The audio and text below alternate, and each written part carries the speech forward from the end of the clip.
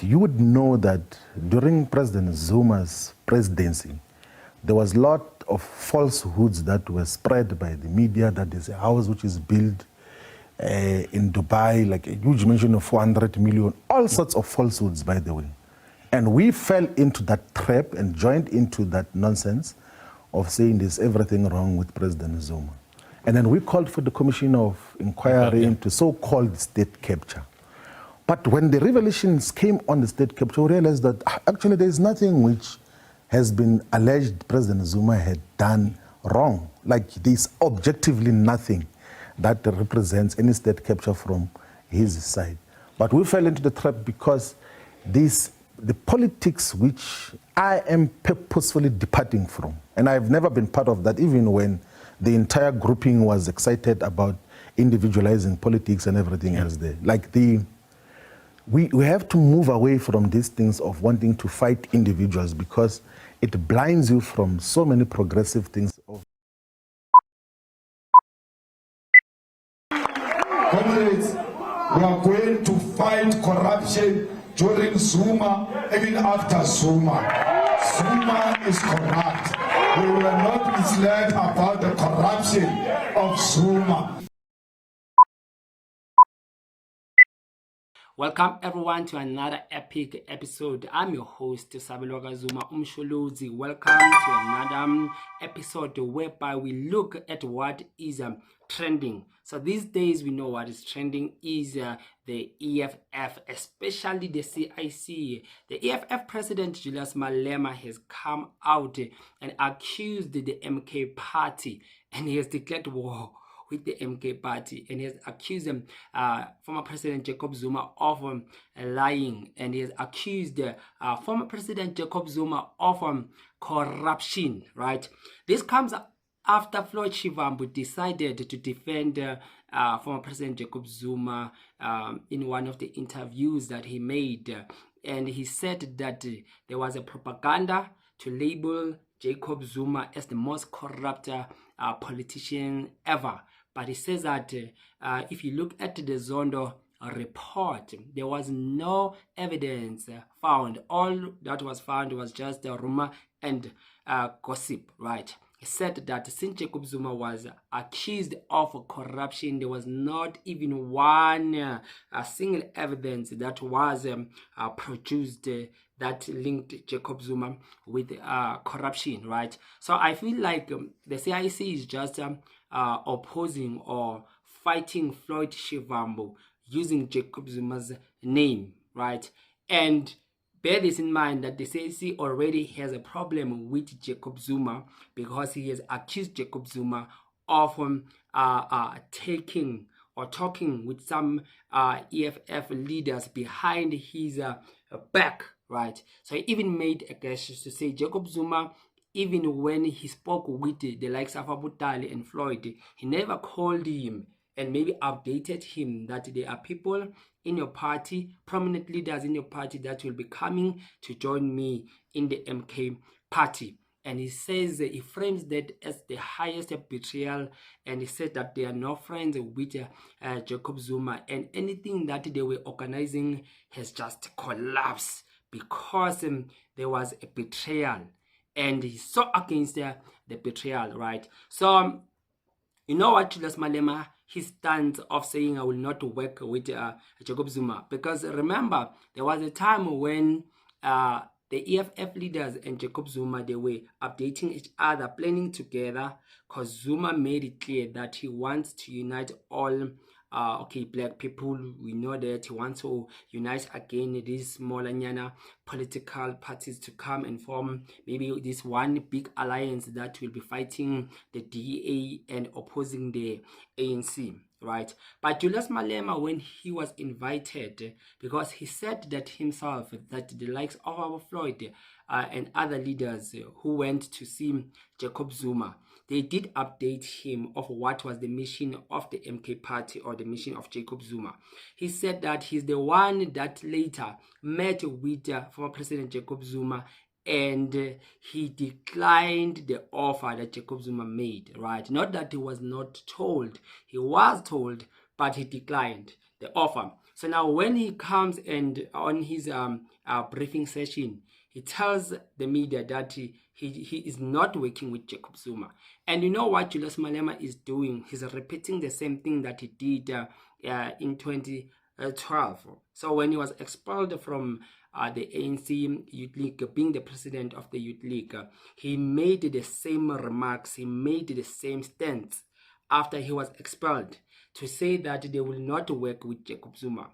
Don't you hear the same Julius Malema now repeating the same thing? Let us watch this video.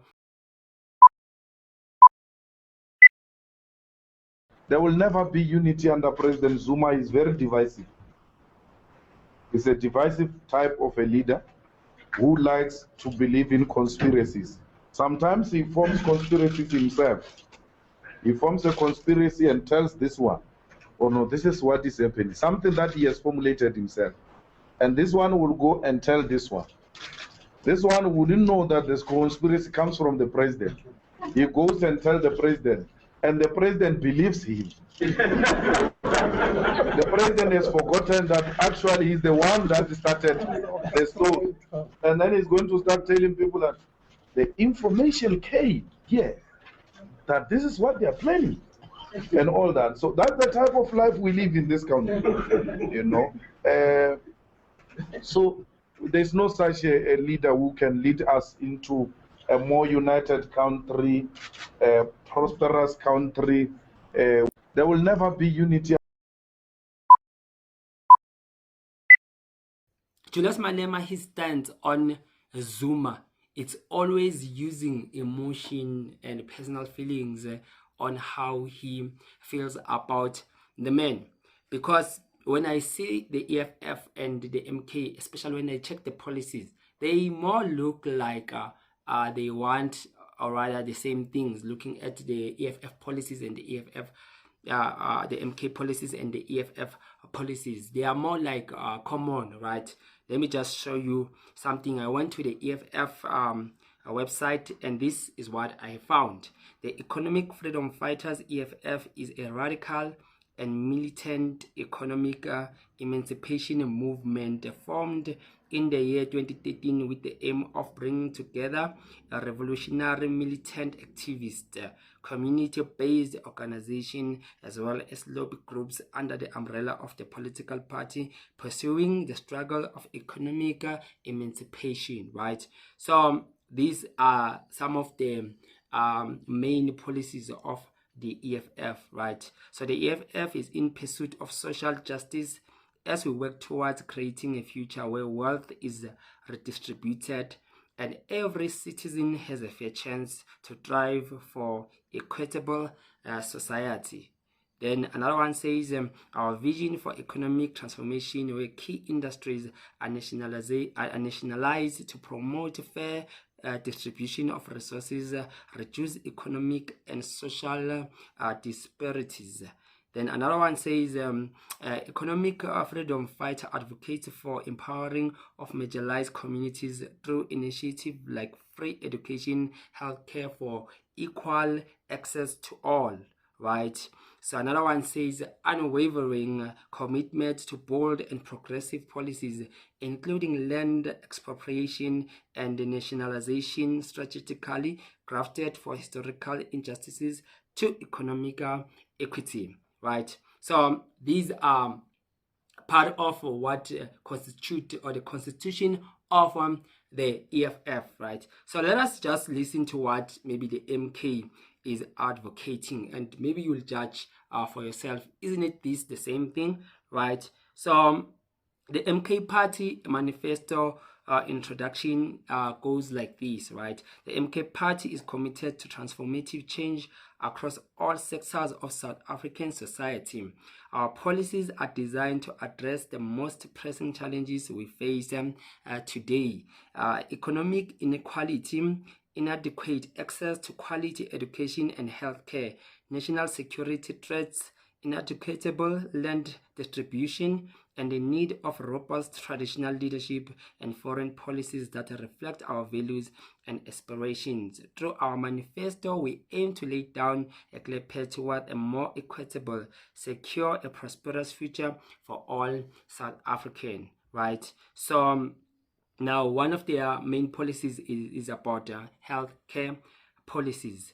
Then number 2 is the land redistribution. Number 3 is national security. Number 4 is education policy, right? Is foreign policy, regional integration. That is number 5. Number 6 is traditional leadership policy.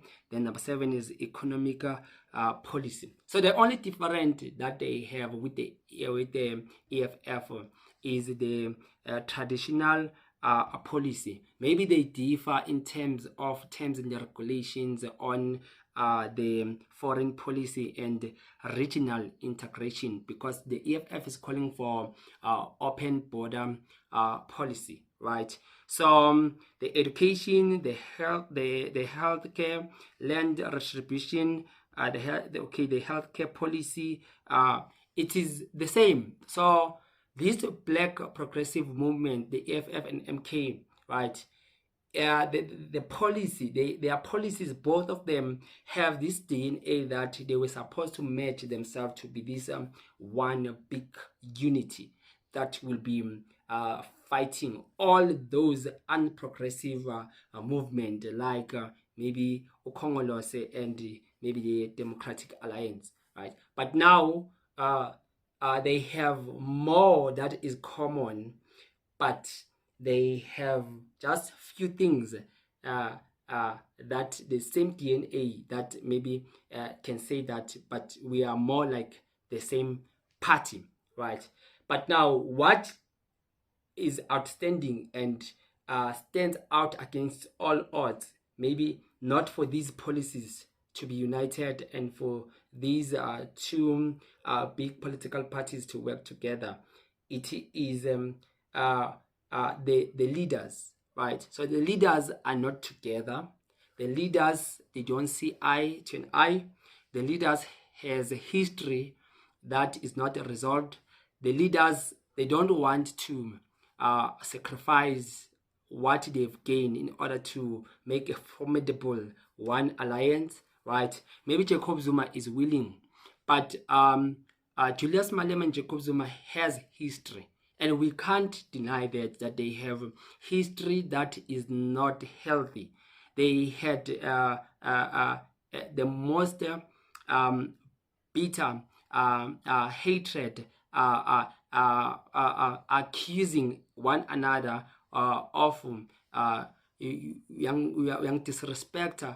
This is not your house. You see, so that thing alone, that fight that Julius Malema had with Jacob Zuma in the past, in more than 12 or 13 years that they were fighting, that thing, it is still there.